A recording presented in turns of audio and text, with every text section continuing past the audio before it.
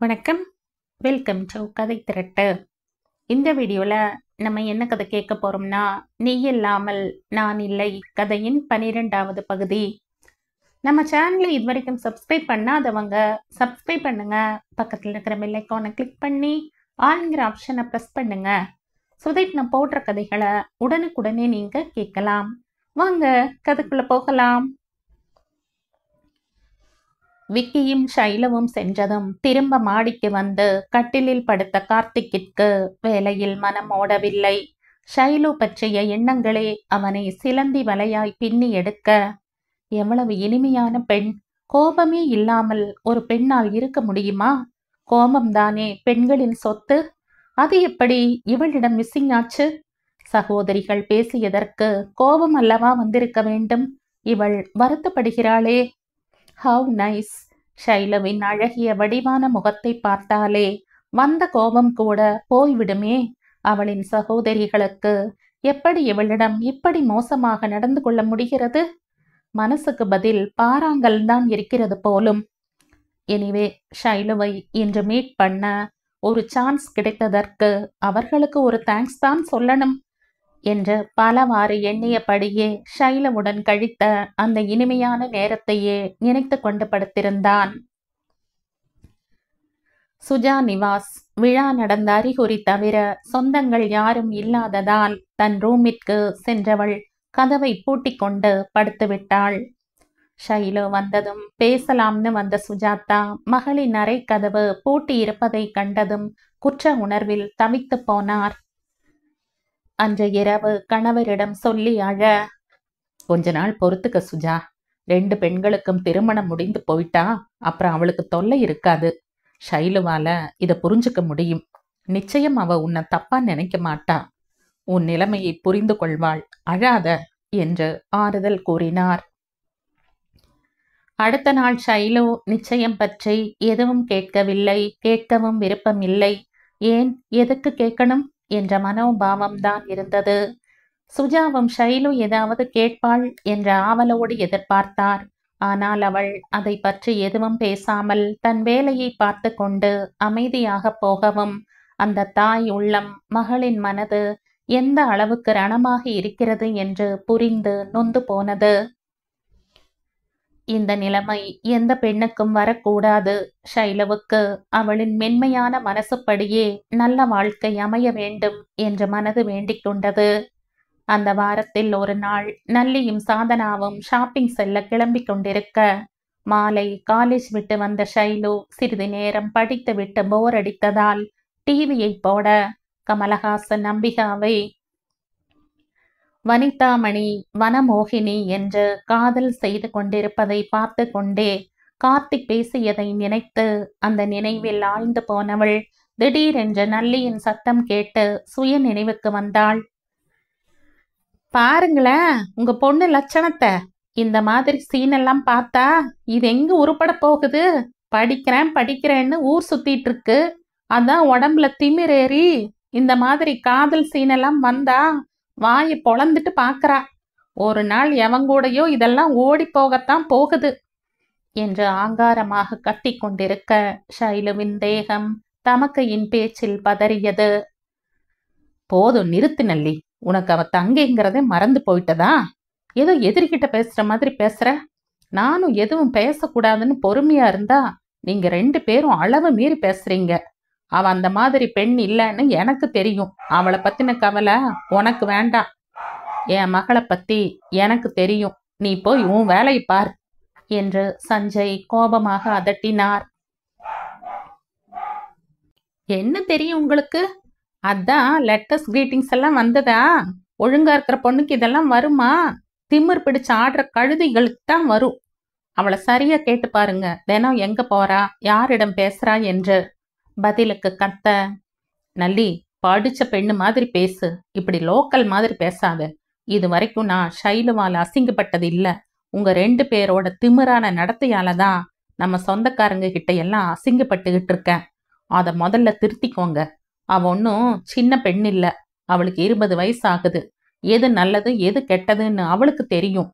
இனி ஒரு தடவை இந்த மாதிரி பேசினா நான் என்ன செய்வேன்னு எனக்கே தெரியாது என்று உருமினார் சஞ்சய். அதற்குள் சமையலறையில் வேலையாக இருந்த சுஜாதா கோபமாக வெளியே வந்து நல்லியிடம், அப்படியே அவ யாரோடைய ஓடி போனாலும் உனக்கு என்ன வந்துச்சு? இந்த கவலை அவன் மேல பாசம் உள்ளவங்க பட வேண்டியது. உனக்குத்தான் அவ தங்கையே இல்லை என்கிற போது தேவையில்லாம அவ விஷயத்துல நீ ஏன் தலையிடுற? இந்த வீட்டில் நடக்கும் முதல் கல்யாண வைபவத்தில் ஷைலு கலந்து கொள்வதில் உங்களுக்கு இஷ்டமில்லை என்ற நீங்கள் அவளுடைய எந்த விஷயத்திலும் தலையிட வேண்டாம். அந்த உரிமையும் உங்கள் இருவருக்கும் கிடையாது. நீ பேசுவதற்கு எல்லாம் அவள் அமைதியாக இருக்கிறாள் என்ற காரணத்திற்காக உன் வாய்க்கு வந்ததெல்லாம் பேசாதே. திருப்பி அவள் உன்னை ஏதாவது சொன்னால் என்ன ஆகும்? ஆனால் அவள் உங்களை மாதிரி கீழ்த்தரமான மனசு உள்ளவள் அல்ல என்று பொறிந்து தள்ளினார் ஆத்திரத்தில். பெற்றவர்கள் சிறிய மகளுக்கு பரிந்து பேசுவதை பொறுக்க முடியாமல், விடுநல்லி, நாம் அவங்க சின்ன பொண்ணை பத்தி ஏதாவது பேசினா அவங்களுக்கு கோபம்தான் வரும். அவ ஓடி போய் அசிங்கப்படும் போதுதான் தெரியும் நாம சொன்னது. சரி வா, நாம போகலாம் என்று அவளை இழுத்து கொண்டு சாதனா செல்ல ஷைலு உறைந்து போனாள் அதிர்ச்சியில். இரு பெண்களும் அகன்றதும் கோபத்துடன் திரும்பவும் சமையலறைக்கு சென்ற சுஜாதா, கடவுளே, இவங்களுக்கு எப்பதான் நல்ல புத்தி வருமோ, ஷைலுவை இந்த பாடுபடுத்துறாங்களே என்ற மனதிற்குள்ளேயே புலம்பினார். அவர்கள் இருவரும் சென்றதும் சஞ்சய் வெளியே போய் அவர்கள் போய்விட்டார்களா என்று பார்த்துவிட்டு உள்ளே வர சோஃபாவில் சிறிய மகள் இல்லாததால் மனைவியிடம் கேட்டார். அவரும் ஷைலுவை அவள் ரூமில் தேட அங்கேயும் இல்லாமல் இருந்ததால் மாடிக்கு சென்று பார்க்க நாற்காலியில் அமர்ந்து வானத்தை விரைத்து கொண்டிருந்தவளுக்கு மனதில் புயல் அடித்து கொண்டிருந்தது. டிவியில் ரொமான்டிக் சீன் பார்த்ததற்கு இப்படி பேசும் இவர்கள் நான் கார்த்திக்கை காதலிப்பது சந்திப்பது எல்லாம் தெரிந்தால் என்ன மாதிரி பேசுவார்கள்? அப்பா வேறு என் மீது கண்மூடித்தனமான நம்பிக்கை வைத்திருக்கிறார். கடவுளே, நான் என்ன செய்வேன்? இதற்கு முடிவுதான் என்ன? சுரேஷ் வேறு இந்த கல்யாணத்தில் சம்மதம் இல்லைன்னு சொல்லும்போது என்ன நடக்கும் என்று கலங்கிக் கொண்டிருக்க சஞ்சய் அருகில் வந்து அவள் தலையை ஆதரவாக தடவ விழிகளில் வேதனையோடு தந்தையை நோக்கினாள். நான் என்னப்பா பாவம் பண்ண? ஏன் என்னை எல்லாரும் விரோதி மாதிரி பாக்குறாங்க? என்னால யாருக்கும் எந்த கஷ்டமும் வந்ததில்லையே. அப்படி இருந்தும் ஏன் இவ்வளவு கீழ்த்தரமா பேசுறாங்க என்று குரல் நடுங்க கேட்ட கேள்வியில் அவருக்கு நெஞ்சில் ரத்தம் வந்தது. கடவுளே, இவள் எதிர்காலத்தில் எந்த கஷ்டமும் இல்லாமல் இருக்கணும் என்ற மனம் இறைஞ்சியது. சாரிடா ஷைலு, அவங்க பேசுறது எல்லாம் நீ காதலையே போட்டுக்காத. எனக்கு தெரியும், என் பெண் நீ. என் பேச்ச மீறி எதுவும் செய்ய மாட்ட. அவங்க பேசுற மாதிரி தப்பா நடக்க மாட்டேன்னு எனக்கு தெரியும். உன் நல்ல குணத்தை நடத்தையை அவங்களுக்கு நிரூபிச்சு அவங்க முகத்துல கரிய பூசு ஷைலு. அப்பதான் உன்னை பத்தி புரிஞ்சு கொள்வாங்க என்று அவள் மேல் அளவு கடந்த நம்பிக்கையுடன் கூற ஷைலுவுக்கு திக்கென்றிருந்தது. இவர்களை தேடி வந்த சுஜாதா, ஆமா ஷைலு, பெண்களாக இருந்தாலும் ஒரு அளவுக்கு மேல பேச முடியாம நாங்க தவிக்கிறது உனக்கு புரியுதா? எங்களை தப்பா நினைக்காதம்மா. இவங்க கல்யாணம் முடிச்சதும் சீக்கிரமே உனக்கும் சுரேஷுக்கும் திருமணத்தை முடிச்சிடுறோம். அங்க உன் அத்தை வீட்டுக்கு போய் உன் இஷ்டப்படி இருந்துக்கோ என்று அவள் நெஞ்சின் வலி தெரியாமல் சுஜாதா பேசிக்கொண்டு செல்ல, உனக்கு நாங்க இருக்கோம். விக்கி, சுரேஷ், அத்தை எல்லாரும் இருக்கிறோம். இன்னும் கொஞ்ச நாள்ல இவங்க ஆட்டமெல்லாம் அடங்கிடும். அதுக்கப்புறம் நீ இஷ்டப்படி இருக்கலாம். எனக்கு தெரியும், என் பெண் தூய்மையானவள். எவ்வளவு சுதந்திரம் தந்தாலும் தப்பான வழியில போக மாட்டாள் என்பதால் தான் அவர்கள் பேச்ச நான் மதிக்கிறதில்ல. நீயும் அதே மாதிரியே இருந்துடுமா என்ற சஞ்சய். அவளை கொஞ்ச நேரம் தனியா விடு சுஜா, நிச்சயம் புரிஞ்சுக்குவா. நல்லி அது மாதிரி இல்ல எனவும் சுஜாவும் அவள் தலையை அன்புடன் தடவி கொடுத்து விட்டு கணவருடன் எழுந்து செல்ல ஷைலுவின் நெஞ்சம் ஊமையாய் அழுதது. தமக்கிகள் பேசியதை விட தந்தை அவள் மேல் வைத்த நம்பிக்கையை நினைத்துத்தான் மனது வலித்தது. நான் இவர்களுக்கு துரோகம் செய்கிறேனா? இவரிடம் எப்படி சொல்வேன் நானும் ஒருத்தரை காதலிக்கிறேன் என்று? அப்படி சொன்னால் நல்லி சொன்ன மாதிரி அப்பா நினைக்க மாட்டாரா? என்னதான் செல்ல பெண் என்றாலும் அவர் மனதின் ஓரத்தில் நல்லி சொன்ன மாதிரியே செய்துவிட்டாளே என்று நினைத்தால் அதைவிட வேறு அசிங்கம் வேறு எதுவும் இல்லையே. அவருக்கும் அது வாழ்நாள் முழுவதும் உறுத்துமே. இதென்ன சோதனை? இதை எப்படி கடந்து வரப்போகிறேன்? கார்த்திக், நீ ஏண்டா என் வாழ்க்கையில வந்த? நீ இல்லைன்னா இந்த உறுத்தல் இல்லாம நான் நிம்மதியாகவாவது இருந்திருப்பனே. இப்ப அதுவும் இல்லாம, ச்சே, என்ன வாழ்க்கை இது என்ற எரிச்சலும் கோபமும் தன் மீதே வர எந்த ஒரு தீர்மானமான முடிவும் எடுக்க முடியாமல் தவித்தவள் ஒரு கட்டத்தில் அதுவே சலித்து போக, எதுவரை போகுதோ அதுவரை போகட்டும் என ஒரு வழியாக மனதை தேற்றிக்கொண்டு கீழே வந்தவளை சஞ்சய் வற்புறுத்தி கடற்கரைக்கு அழைக்க, மனம் எதிலும் லயிக்கவில்லை என்றாலும் ஒரு மாற்றம் தேவை என்று நினைத்ததால் அவருடன் கிளம்பினாள். அதன் பிறகு தொடர்ந்து வந்த நாட்களில் நல்லியும் சதுவும் கல்யாண சடங்குகளில் பிஸியாகிவிட ஷைலு ஒரு வழியாக மனதை தேற்றிக் கொண்டு நடமாடினாள். தினமும் இரவு கார்த்திக் பேசுவது ஒன்றுதான் அவளுக்கு ஆறுதல். கல்யாணத்திற்கு 2 நாள் முன்பே அத்தையும் சுரேஷும் வர அவர்களின் அன்பான பேச்சில் சற்று மனம் தெளிந்து இயல்பாக இருக்க ஆரம்பித்தாள். அன்று மாலை பெண் அழைப்பின் போது சுஜாதா வற்புறுத்தியும் கலந்து கொள்ளாமல் ரூமில் அத்தையுடன் இருந்தவள். அடுத்த நாள் கல்யாணத்தின் போது சுஜாதாவும் அத்தையும் வற்புறுத்த வேறு வழி இல்லாமல் கலந்து கொண்டாள். மண்டபத்தின் ஒரு மூலையில் காயத்ரியுடன் பேசிக்கொண்டு அமர்ந்திருந்த ஷைலுவை பார்த்து நல்லியின் மாப்பிள்ளை ஆகாஷின் நண்பன் சிபி ஒரு கணம் கண் இமைக்க மறந்தான். டார்க் கிரீன் கலர் புடவையில் ஒரு வன தேவதை போல் இருந்ததால் அவனால் அவளை விட்டு பார்வையை அகற்ற முடியாமல் தவித்தான். அவன் பார்வை மேடையில் அமர்ந்திருந்த மணமக்களை விட்டு ஷைலுவையே பின்தொடர அவளின் அழகும் அடக்கமான குரலும் அமைதியும் அழகான சிரிப்பும் மனதை கவர அவளை யார் என்று தெரிந்து கொள்ள ஆவலை தூண்டியது சிபிக்கு. தாலி கட்டும் வைபவம் முடிந்து சடங்குகள் நடக்க எல்லாம் எப்போது முடியும், எப்போது அவளை பற்றி தெரிந்து கொள்வோம் என்று நிலை கொள்ளாமல் தவித்தான். ஒரு வழியாக எல்லாம் முடிந்து ஆகாஷ் மணமகன் அறைக்கு தனியாக வர அவனை பிடித்து டிவியில் ஒளிபரப்பாகிக் கொண்டிருந்த கல்யாண கவரேஜில் ஷைலுவை காட்டி யார் என்று விசாரிக்க, இவள் என் மனைவியின் தங்கை, என் மைத்துனி, பெயர் ஷைலஜா என்றவன். அது சரி, நீ என்ன திடீரென்று ஒரு பெண்ணை பற்றி விசாரிக்கிறாய்? என்ன வேண்டும் சிபி உனக்கு என்றான் வியப்பாக. ஷைலஜா, நைஸ் நேம் மீண்டும் உச்சரித்து பார்த்து, அவள மாதிரியே அழகான பெயர், எனக்கு அவள் தாண்டா வேணும். அவளை திருமணம் செய்து கொள்ள ஆசையாக இருக்கிறது. நீதான் உன் மனைவியிடம் பேசி உன் மாமனாரிடம் பேச வேண்டும் ஆகாஷ். பிளீஸ்டா, மாட்டேன்னு சொல்லாத என்றான் மன்றாடலோடு. ஏய், என்ன திடீர்னு? கல்யாணம் ஒரு ஜெயில், எனக்கு அது வேண்டாம், இப்படி தனியாகவே வாழ்ந்துடுறேன்னு நான் பத்திரிக்கை வைக்கும்போது சொன்ன சிபியா இது? இப்ப என்னடா இப்படி பல்ட்டி அடிக்கிற என்றான் சிறுகேலியோடு. நண்பனின் கேலியை சட்டை செய்யாமல், தெரியலடா, ஷைலஜாவை பார்த்ததும் திருமணம் என்று ஒன்று செய்து கொண்டால் அவளைத்தான் என்ற முடிவுக்கு வந்துவிட்டேன். என் வாழ்வின் முதலும் கடைசியுமான பெண் அவள்தான். நீதான் பேசி முடிக்க வேண்டும் என்றான் கெஞ்சுதலாக. டேய், இப்பதான் அவளை பார்க்கிற. அப்கோர்ஸ் அவ என் மைத்துனிதான்.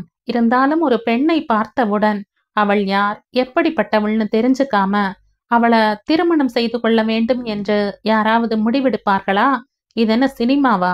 முட்டாள்தனமா பேசாத சிபி என்றான் சற்று கடுப்புடன். You are correct. நீ சொல்ற சினிமாவில் வாழ்க்கையில நடப்பது தானே எடுக்கிறாங்க. நிஜத்தில் நடந்ததை சினிமாவா எடுத்தா ஒத்துக்கொள்கிறீங்க. சினிமாவில் நடந்த ஒன்னா வாழ்க்கையில செய்தா இதென்ன சினிமாவான்னு கேலி செய்யறீங்க. Okay, coming to my point. பல நாள் பழகி கல்யாணம் செய்து கொள்கிறவர்கள் வாழ்க்கை எல்லாம் நன்றாகவா இருக்கிறது? ஆகாஷ், கல்யாணம் என்பது நம் வாழ்க்கையின் முக்கியமான அம்சம் என்பதை நான் ஒத்துக்கொள்கிறேன். ஆனால் நமக்கு அமைகிற பெண் எப்படிப்பட்டவள் என்பதை பொறுத்துதானே கல்யாண வாழ்க்கை வெற்றியா தோல்வியா என்று நிர்ணயிக்க முடியும். அந்த வகையில் எனக்கு நம்பிக்கை இருக்கிறது. இவளை திருமணம் செய்து கொண்டால் என் வாழ்க்கை நிச்சயம் வெற்றிதான் என்றவனை கேள்வியாக நோக்கினான் புது மாப்பிள்ளை. தொடர்ந்து நான் அவளை தொடர்ந்து 2 மணி நேரமாக பார்த்து கொண்டிருக்கிறேன். இந்த 2 மணி நேரத்தில் ஒரு பெண்ணின் இயல்பான குணம் நிச்சயம் வெளிவந்துவிடும். ஆனால் இவளை நான் பார்த்த வரைக்கும் அதிர்ந்து கூட பேசவில்லை, சத்தமாக சிரிக்கவில்லை. அலட்டலோ திமிரோ இல்லாமல் அடக்கமாக இருக்கும் இவள் நிச்சயம் மோசமான பெண்ணாக இருக்க முடியாது என்பது என் கருத்து. இப்ப புரியுதா நான் ஏன் அவளை திருமணம் செய்ய ஆசைப்படுகிறேன்னு என்றான் பதிலடி கொடுக்கும் விதமாக. Well said, she is very quiet. Precious girl, I agreed. But now I can't do anything. Please understand, Sibi. என்று பொறுமையற்று பேச, கமான் ஆகாஷ், உனக்கே தெரியுது ஷைலஜாவை பத்தி. அப்புறம் ஏன் தயங்குற? என் அப்பா அம்மாவை விட்டு பேசுறதை விட நீ அவங்க வீட்டு மூத்த மாப்பிள்ள. நீ பேசினா நிச்சயம் மரியாதை இருக்கும். அதுக்கு தகுந்த மாதிரி நான் முடிவெடுக்கலாம் என்றான் மன்றாடலாக. டேய், புரியாம பேசாத. எனக்கு இப்பதான் கல்யாணம் முடிஞ்சிருக்கு. என் மனைவியை பத்தி சரியா கூட தெரியாது. இந்த லட்சணத்துல நான் எப்படி பேசுறது? நீ நல்லவன்தான், படிச்சவன்தான், கோடீஸ்வரன்தான், ஒத்துக்கிறேன். ஆனா அவளை பத்தி என் மாமனார் என்ன முடிவு செய்திருக்காருன்னு எனக்கு தெரியாதே. அது மட்டும் இல்ல, உன் அப்பா அம்மா இதுக்கு சம்மதிக்கணுமே எனும்போதே அவன் குரலில் எரிச்சல் வந்தது. சரி, உனக்கு 1 வாரம் டைம் தர்றேன். அதுக்குள்ள நீ பேசிட்டு எனக்கு முடிவு சொல். முடிவு எனக்கு ஃபேவரா இருக்கணும். ப்ளீஸ், என் அப்பா அம்மாவை பத்தி யோசிக்காத. அவங்க நான் எப்போ கல்யாணத்துக்கு சம்மதிப்பேன்னு காத்துக்கிட்டு இருக்காங்க. நான் சொன்னா உடனே ஒத்துக்குவாங்க. அதனால முதல்ல உன் மாமனார் சம்மதம் வேணும். அதை செய் போதும் என்று அழுத்தமாக கூற சிறிது நேரம் யோசித்தான். சரி, உன் ஆசைப்படியே நான் கேட்டு பார்க்குறேன். உன் நல்ல குணத்துக்கு எல்லாம் நல்லபடியா நடக்கும்டா என்று ஆறுதல் கூற, தேங்க்ஸ்டா. இந்த உதவியை மட்டும் செஞ்சு எனக்கு ஷைலஜா கிடைச்சிட்டா உனக்கு என்ன வேணும்னாலும் செய்வேன் ஆகாஷ் என்று அவன் கையை பிடித்து நன்றி நவில, எனக்கு எதுவும் வேண்டாம். இந்த நிச்சயம் முதல் திருமணம் வரை அவளை பத்தி நான் நல்ல விதமாத்தான் கேள்விப்பட்டேன். அப்படிப்பட்ட ஒரு நல்ல பொண்ணுக்கு உன்ன மாதிரி ஒரு நல்ல பையன் கிடைக்கணுங்கிற ஆசையில இதை செய்யறேன். இதுக்கு எதுக்கு தேங்க்ஸ் எல்லாம்? முதல்ல நான் பேசுறேன். நல்லபடியா முடிஞ்சா எனக்கும் சந்தோஷம்தான் என்று அவன் தோளை தட்டி தைரியமூட்டினான். சடங்கு முடிந்து விட்டதால் எல்லோரும் சாப்பிட எழுந்து செல்ல ஒரு மூலையில் காலியாக இருந்த நாற்காலியில் அமர்ந்து லைட் மியூசிக்கை கேட்டுக்கொண்ட ஷைலுவும் காயத்ரியும் பேசிக் கொண்டிருப்பதை அவர்களை பார்க்கும்படியான கோணத்தில் அமர்ந்து ரசித்து கொண்டிருந்தான் சிபி. அங்கு வந்த சுரேஷ் சிபியிடம் கை குலுக்கி பேசிவிட்டு ஷைலுவிடம் சென்று, மாமா உன்னை கூப்பிடுறார் என்று கூற அவள் காயத்ரியிடம் சொல்லிவிட்டு எழுந்து சென்றதும் காயத்ரியின் பார்வை அனிச்சை செயலாக சிபியின் பக்கம் திரும்பியது. அவனின் பார்வையோ ஷைலுவை தொடர்வதை கண்டதும், இதென்ன புது வம்பு என்று கவலைப்பட்டவள் ஷைலு திரும்பி வந்ததும் எதை பற்றியும் பேசாமல் அவளை அழைத்து கொண்டு ரூமிற்கு சென்று விட்டாள். வீட்டுக்கு கிளம்பும் முன் சிபி மீண்டும் ஒரு தடவை ஆகாஷுக்கு ஞாபகப்படுத்திவிட்டு ஷைலுவை பார்த்துவிட ஏங்கி பார்வையாலேயே துழாவ அவன் கண் படும் இடத்தில் இல்லையாதலால் எதையோ இழந்த மாதிரி தோன்ற தொய்வுடன் மண்டபத்தை விட்டு வெளியேறினான். அடுத்த நாள் காலையில் ஹாலில் நல்லியின் கணவர் ஆகாஷும் சதுவின் கணவர் ஹரியும் அமர்ந்து பேசிக் கொண்டிருக்க அங்கே வந்த சஞ்சய் புதுமண தம்பதிகளின் ஹனிமூன் ட்ரிப் பற்றி விசாரித்து அதற்கு ஏற்பாடு செய்ய கிளம்பியவரை அழைத்து, ஆகாஷ், உங்ககிட்ட கொஞ்சம் பேசணும் என்று அவரை அமர சொல்ல சஞ்சய் குழப்பத்துடனே அமர்ந்தார். உட்கார சொல்லிவிட்டானே தவிர எப்படி விஷயத்தை ஆரம்பிப்பது என்று தெரியாமல் தயங்க, சொல்லுங்க மாப்ள, என்ன விஷயம், எதை பத்தி பேசணும் என்றார் வியப்புடன். அவர் திரும்பவும் கேட்கவும் தன் தயக்கத்தை உடைத்து, நான் சொல்றத தப்பா எடுத்துக்காதீங்க என்று புதிர் போட்டுவிட்டு, என் நண்பன் சிபியை உங்களுக்கு நேத்து அறிமுகப்படுத்தினே ஞாபகம் இருக்கா என ஆமாம் என்ற தலையை ஆட்ட, அவன் நம் ஷைலுவை பத்தி கேட்டா அவளை திருமணம் செய்துக்க ஆசைப்படுறான்.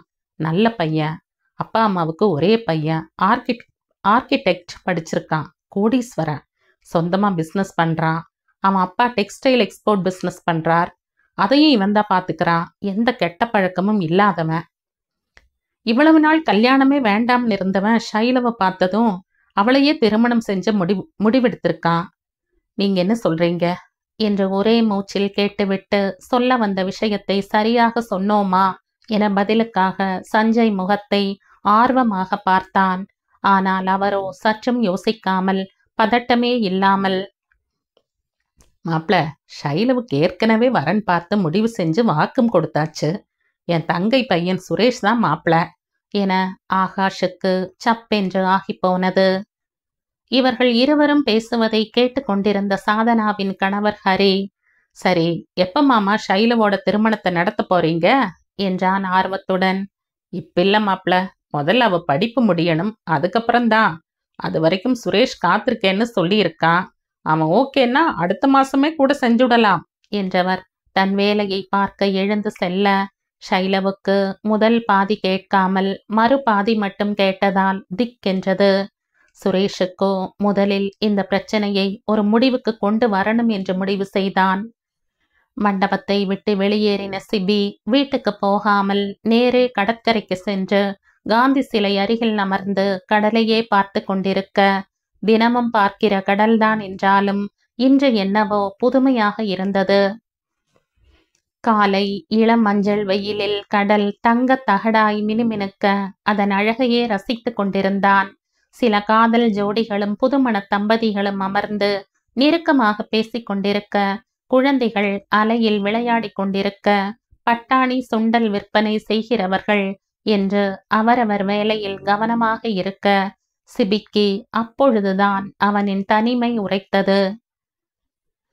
இவ்வளவு நாள் தொழில் ஒன்றுதான் சாசுவதம் என்று நினைத்து வாழ்ந்து கொண்டிருந்தவன் இன்று ஷைலுவை பார்த்த நிமிடத்திலிருந்து வாழ்க்கையில் கல்யாணம் என்பது எவ்வளவு இனிமையான ஒன்று என உணர ஆரம்பித்திருந்தான். ஒரு பெண்ணை முதல் தடவை சந்தித்தவுடன் அவளிடம் வீழ்ந்து போகிற அளவுக்கு நான் பலவீனமானவனா, இல்லை அவளின் அழகாலும் நடத்தையாலும் என்னை பலவீனப்படுத்தி விட்டாளா என்று குழப்பமாக இருந்தாலும் தித்திப்பாக இருந்தது. இத்தனைக்கும் அவள் என்னை நிமிர்ந்து கூட பார்க்கவில்லை. அவ்வளவு ஏன், நான் ஒருத்தன் அங்கிருந்தது கூட அவளுக்கு தெரியாது. ஜெயிப்பதுதான் வாழ்க்கை, வெற்றியின் ரகசியம் என்று நினைத்தால் ஒரு பெண்ணிடம் காதலை பெறுவதற்காக தோற்பது கூட இவ்வளவு இனிமையாக இருக்குமா என்று அவனுக்கு ஆச்சரியமாக இருந்தது. பார்வையை சுழல விட்டவனின் மனம் ஏங்கியது.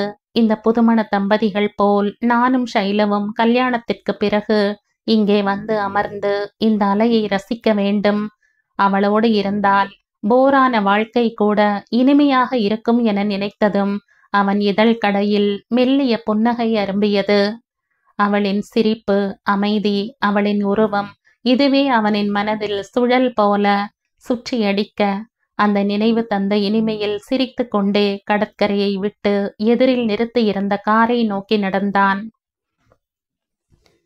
வீட்டுக்கு சென்றதும் காரை போர்ட்டிகோவில் நிறுத்திவிட்டு உள்ளே சென்றவன் ஹாலில் அமர்ந்திருந்த தாய் தேன்மொழியிடமும் தந்தை விஜயகுமாரிடமும் சந்தோஷமாக பேசிவிட்டு தன் அறைக்கு சென்றவனை இருவரும் ஆச்சரியமாக நோக்கினார்கள்.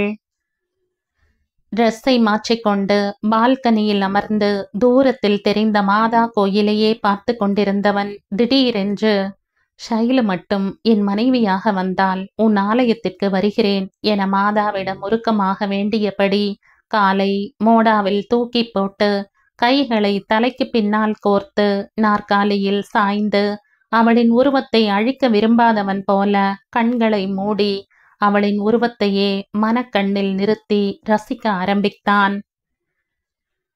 கீழே டிவியில் தேனமது நிகழ்ச்சி ஓடிக்கொண்டிருக்க அதில் மதனோற்சவம் ரதியோடுதான், ரதி தேவியோ பதியோடுதான், உயிரோவியம் உனக்காகத்தான், உடல் வண்ணமே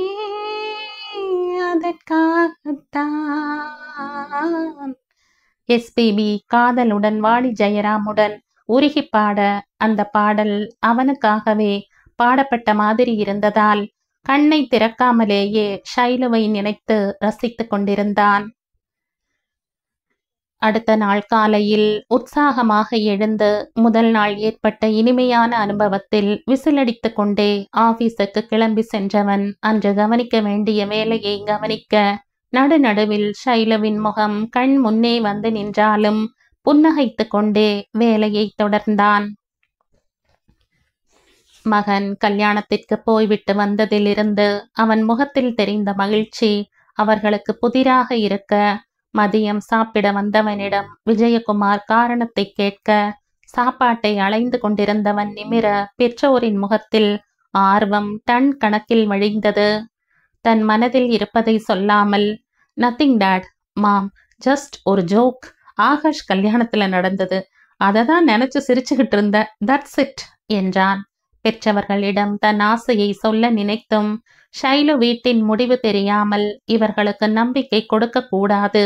இன்னும் கொஞ்ச நாள், அதன் பிறகு தெரிந்துவிடும், அப்புறம் சொல்லிக் கொள்ளலாம் என்ற விஷயத்தை ஒத்தி வைத்தான். அவன் ஒன்றும் இல்லை என்றதும் இருவர் முகத்திலும் களையே போய்விட கணவரிடம் பேசுங்க என்று கண் ஜாடை காட்டினார் தேன்மொழி. விஜயகுமார் தொண்டையை கனைத்து, நீ எல்லார் கல்யாணத்துக்கும் போற, நீ எப்ப திருமணம் செய்து கொள்றதா உத்தேசம்? எங்களுக்கு நீ சந்தோஷமா வாழ்றத பார்க்க ஆசை இருக்காதா சிபி? உன் வயசு பிள்ளைங்கெல்லாம் கல்யாணம் செஞ்சு குழந்தையும் குட்டியுமா இருக்கும்போது நீ மட்டும் ஏண்டா இப்படி அடம் பிடிக்கிற? எங்களுக்கும் பேரன் பேத்திகளை பார்க்கணுங்கிற ஆசை இருக்காதா என்ற தங்கள் ஏக்கத்தை முகத்தில் தேக்கி இருவரும் கேட்க அவனிடம் சலனமில்லை. தந்தையே தொடர்ந்து, இவ்வளவு சொத்து இருந்து என்ன புண்ணியம்? அதை அனுபவிக்க ஆள் இல்லையே சிபி, உனக்கு என்னதான் பிரச்சனை? என்கிட்ட சொல்லு, இல்ல எந்த மாதிரி பெண் வேணும்னாலும் சொல்லு, எங்கிருந்தாலும் தேடி கொண்டு வந்து உன் முன்னாடி நிறுத்துறேன் என்று ஒரு முடிவோடு பேசியவரை கூர்ந்து பார்த்தவன் சிரித்து கொண்டே, பார்க்கலாம் என்று கூறிவிட்டு எழுந்து செல்ல இருவரும் ஒருத்தர் முகத்தை ஒருத்தர் பார்த்து கொண்டனர். ஆனால் அதன் அர்த்தம்தான் அவர்களுக்கு புரியவில்லை. சிறிது நேரம் கழித்து மகனின் அறைக்கு சென்ற தேன்மொழிக்கு கட்டிலில் அமர்ந்து கண்ணை மூடிக்கொண்டு மகன் அமர்ந்திருந்த மௌன நிலை மனதை என்னவோ செய்தது. மெதுவாக அவன் அருகில் அமர்ந்து அவன் தோளை தொட்டு, சிபி, என்னப்பா இப்ப கொஞ்சம் சந்தோஷமா இருந்த, அதுக்குள்ள என்ன ஆச்சு? இப்படி இருக்க, உன் மனசுல அப்படி என்னதான் இருக்கு சொல்லேம்பா என்றார் வேதனையுடன். கண்களை திறந்தவன், ஒன்னும் இல்லம்மா, சும்மாதான், நீங்க எதுக்கு பயப்படுறீங்க, நான் சந்தோஷமாத்தான் இருக்கேன் என ஆறுதலாக கூறியதை கேட்டு சமாதானம் அடையாமல், என்ன சந்தோஷமா இருக்க, 24 மணி நேரமும் வேலை வேலைன்னு ஓடினா எப்படி சந்தோஷமா இருக்க முடியும்? உனக்குன்னு ஒரு குடும்பம் இருந்தா தானே சந்தோஷமும் நிம்மதியும் கிடைக்கும். ப்ளீஸ் சிபி, உனக்கு எந்த மாதிரி பொண்ணு வேணும்னு சொல்லு, நாங்க பார்த்து கொடுக்கறோம். இல்ல நீ யாரையாவது மனசுல வச்சிருந்தா சொல்லுப்பா, அவளையே கல்யாணம் செஞ்சு வைக்கிறோம் என மன்றாடினார். தாயின் கெஞ்சலில் ஒரு நிமிடம் சொல்லிவிடலாமா என்று யோசித்து, மா, உங்களுக்கு நான் திருமணம் செஞ்சுக்கணும், அவ்வளவுதானே, எனக்கு 1 வாரம் டைம் கொடுங்க, நான் ஒரு பொண்ணை பார்த்துருக்கேன், அங்கிருந்து நல்ல பதில் வரும்னு எதிர்பார்க்கிறேன், அப்படி வந்தா உங்க ஆசைப்படி உங்களுக்கு ஒரு மருமகளை கொண்டு வர்றேன். அது வரைக்கும் ப்ளீஸ் என்னை தொல்லை பண்ணாதீங்க. இப்போ இத பத்தி அப்பா கிட்ட எதுவும் சொல்ல வேண்டாம், ஓகே ஆன பிறகு சொல்லலாம், புரிஞ்சுக்கங்க என்று கொஞ்சம் சந்தோஷமும் கொஞ்சம் அலுப்புமாக சொல்ல, தேன்மொழி இந்த அளவுக்காவது பையன் இறங்கி வந்தானே என்று சந்தோஷத்தில் பூம் பூம் ஆடு மாதிரி தலையசைத்தார். அவர் இறங்கி சென்றதும் ஆகாஷ் போனில் அழைக்க ஆர்வத்துடன், சொல்ல ஆகாஷ், அதுக்குள்ள பேசிட்டியா? உன் மாமனார் என்ன சொன்னார் என்றவனின் குரலில் இருந்த உற்சாகம் ஆகாஷுக்கு வருத்தத்தை கொடுக்க ஒரு நிமிடம் மௌனமாக இருந்தவன், சாரிடா சிபி, ஷைலவுக்கு ஏற்கனவே வரம் நிச்சயமாயிடுச்சாம், என் மாமனாரின் தங்கை பையன் சுரேஷ் தான் அவன் என்று கூற சிபிக்கு எதையோ இழந்த மாதிரி இருந்தது. நேற்றிலிருந்து குமிழியிட்ட சந்தோஷம் எல்லாம் வடிந்து ஓய்ந்து போனது. அவனிடமிருந்து பதிலே வராமல் இருக்கவும் ஆகாஷ் அவனை அழைத்து, என்னடா பதிலே இல்ல? நான் அதுக்கு தான் அப்பவே சொன்னேன், அவளோட வீட்டுல என்ன முடிவு செஞ்சிருக்காங்கன்னு தெரியாம ஆசையை வளர்த்துக்காதேன்னு. சரி விடு, வேற நல்ல பெண்ணா நிச்சயமா உனக்கு கிடைப்பா என்று ஆறுதல் கூற சிபி விரக்தியாக சிரித்தான். எனிஹவ், தேங்க்ஸ் ஆகாஷ், நீ எனக்காக பேசினதுக்கு என்ற குரலில் சுரத்தே இல்லாமல் ஃபார்மலாக பேசியதை கேட்டதும் ஆகாஷுக்கு வருத்தமாக இருந்தது. சிபி, ஏன் இப்படி பேசுற? நீ கல்யாணம் செஞ்சு கொள்ள முடிவெடுத்ததே எனக்கு ஆச்சரியமான சந்தோஷமான விஷயம். ஷைலு இல்லைனா என்ன? உனக்குன்னு ஒருத்தி பிறந்திருப்பா சிபி. அவ நிச்சயம் உன்னை வந்து சேருவாள். இதுக்காக உன் மனசை தளர விடாத என. இட்ஸ் ஓகே ஆகாஷ், விடு. கடவுளோட முடிவு யாருக்கு தெரியும்? நீ எப்ப ஹனிமூன் கிளம்புற என்ற பேச்சை மாற்றி சிறிது நேரம் பேசிவிட்டு போனை வைத்தவனுக்கு என்னமோ உலகமே இருண்டு போய் அதில் அவன் மட்டும் தனியாக இருக்கிற மாதிரி ஒரு உணர்வு அழுத்த எதுவும் செய்ய இயலாதவனாய் அமர்ந்திருந்தான். எவ்வளவு நேரம் அப்படி இருந்தானோ, மதியம் ஆபீஸ் போக வேண்டிய பையன் இன்னும் கீழே இறங்கி வராததைக் கண்டு மேலே வந்த தேன்மொழி மகன் அமர்ந்திருந்த கோலத்தைக் கண்டு பதறி அவனை உலுக்க மயக்கத்தில் உலுக்கியவரின் பக்கம் சாய தேன்மொழி பயத்தில் அலற மனைவியின் சத்தம் கேட்டு ஓடி வந்த விஜயகுமார் மகனின் நிலையைக் கண்டு பதறி ஆம்புலன்ஸுக்கு போன் செய்தார். மருத்துவமனையில் அவனை சேர்த்துவிட்டு தவிப்போடு வெளியே காத்திருந்த விஜயகுமார் அழுது கொண்டிருந்த மனைவியிடம் என்ன நடந்தது என்று விசாரிக்க, எனக்கு தெரியலிங்க, ஏதோ ஒரு பொண்ணோட பதிலுக்காக காத்திருக்க, அது வரைக்கும் அவசரப்படாம இருங்கன்னு சொன்னான். ஆனா அதுக்குள்ள இப்படி ஆகும்னு நான் நினைக்கலைங்க என்று புலம்பியவர், ஒருவேளை அந்த பெண்கிட்ட இருந்து ஏதாவது நெகட்டிவ் பதில் வந்திருக்குமோ, அதான் இவன் இப்படி இருக்கானோ என காரணம் புரியாமல் புலம்பி அழ விஜயகுமாருக்கு யோசனையாக இருந்தது. ஒரு பெண் வேண்டாம் என்றால் அதற்காக பலம் இழந்து போகிற அளவுக்கா தன் மகன் இருக்கிறான் என்ற கேள்வியும் அவருள் எழுந்தது. சில மணித்துளிகள் இருவரையும் துடிக்க வைத்துவிட்டு மருத்துவர்களின் ட்ரீட்மெண்டில் எழுந்து அமர்ந்தவன் தாயின் வேதனையைக் கண்டு குற்ற உணர்வில் தலை குனிந்தான். மகனுக்கு என்ன ஆனது என்ற தந்தையின் கேள்வியில் அவருக்கு ஏதோ மன உளைச்சல். அதான் மயக்கத்திற்கு கொண்டு போயிருக்கு. இவரின் டெஸ்ட் ரிப்போர்ட் வரட்டும், இப்ப நீங்க ரிலீவ் செய்து அழைச்சிட்டு போங்க என்று அனுமதி தர விஜயகுமாரின் உள்ளம் அமைதியடைந்தது. தன் மகனுக்கு எவ்வித பிரச்சனையும் இல்லை என.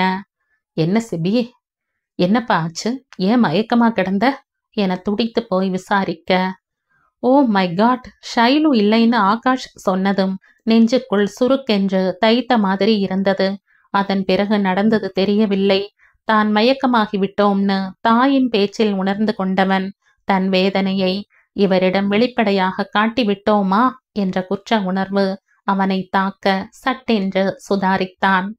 நத்திங் மாம், ஃபைல பார்த்துக்கிட்டு இருந்த, லைட்டா தலை வலிச்சது, கொஞ்சம் அசதியாவும் இருந்தது, அப்புறம் என்ன நடந்ததுன்னு தெரியல என்று சமாளித்தவன், ஐயோ எனக்கு ஒண்ணும் இல்ல, நான் நல்லா தான் இருக்கேன். எனக்கு ஆபீஸ்ல ஒரு முக்கியமான வேலை இருக்கு, நான் இப்படியே ஆபீஸ் போறேன். டாட், நீங்க அம்மா அழைச்சுக்கிட்டு வீட்டுக்கு போங்க என்றவன் கட்டிலில் இருந்து இறங்கி தன் உடையை திருத்திக் கொள்ள பெரியவர்கள் இருவரும் புரியாமல் ஒருவரை ஒருவர் பார்த்து கொண்டார்கள். இந்த கதையின் தொடர்ச்சியை அடுத்த பதிவில் கேட்கலாம். நன்றி.